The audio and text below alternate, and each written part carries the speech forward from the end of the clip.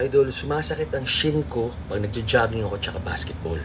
Anong workout ang pwedeng makapagpalakas? Siyempre, nandyan yung banded na para sa yung ginaganon.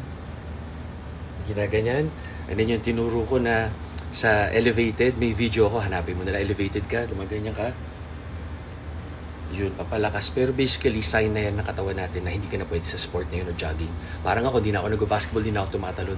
Kasi nung tumalon ako, namaga pareho pa ako, nagka-Baker cyst, sumakit. So, 45 na ako. So, makinig tayo sa katawan natin. Pero kung gusto mo ipilit, may mga therapeutic exercises. Yun nga, yung elevated, or nakaganito ka lang, yan, bibend mo ng konti para tumibay yung muscles around the knee. Kasi usually, malakas tayo mag-squat, pero yung around the knee, mahina.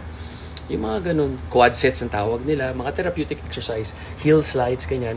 Pero sign na yan na itigil mo na, or hopefully hindi naman, palakas ka muna din pagbalik mo, okay, baka overtraining lang. Tama kayo, mali ako, I'm not your doctor, do what works for you. God bless.